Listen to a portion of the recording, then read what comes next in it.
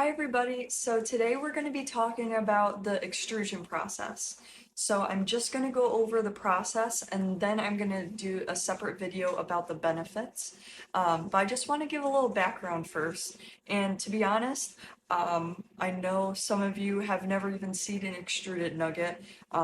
So I want to be able to do that today for you. So what they do for the extrusion process is that they take the ingredients, they grind them up really fine and mix them together, and then they pressure cook. So they use steam and pressure cook it, making into a dough. And then this dough-like substance gets pushed through dies to make that consistent nugget that you see. And once it's pushed through there, it's rapidly cooled to hold its shape, and then it is sprayed with, our pre and probiotic. Um, and then I want to just take a second because I know we've had questions from veterinarians, and I'm sure even customers have thought of it before.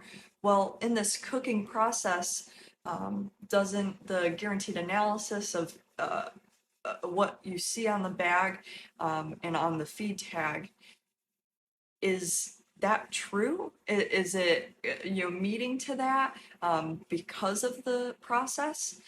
Yes, we've been making extruded nuggets for quite some time, and so they round up and make sure that they know what is going to be depleted in the process, so we stick to our guaranteed analysis. So you don't have to worry about that.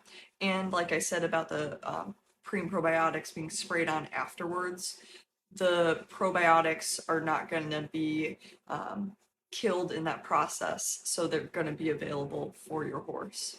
So, okay, simple enough. It's more readily available. But what does that really mean?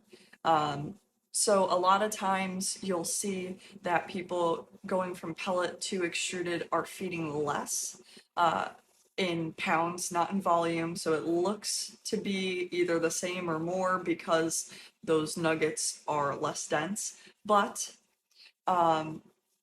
you could potentially be feeding less. I know me personally, that was the case for my horse.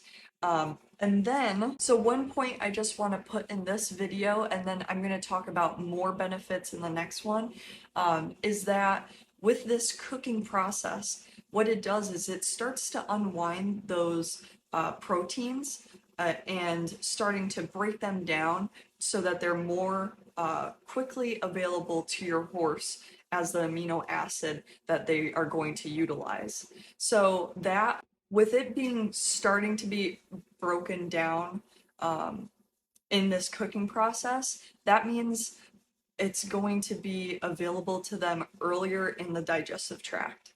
So one example of why that is important is that for starches and sugars, we don't want them leading to the hindgut. We want them being utilized in the foregut, because going to the hindgut, that's the fermenting, and if those starches and sugars ferment, it could lead to gas colics. So this in itself helps. And post a comment if there's anything that, any questions or anything you would like to comment on. I'd love to hear what you guys have to say. I hope this is beneficial to someone. And if you want to learn more, follow me, but also reach out. And if you're in my area, we could set up a farm call.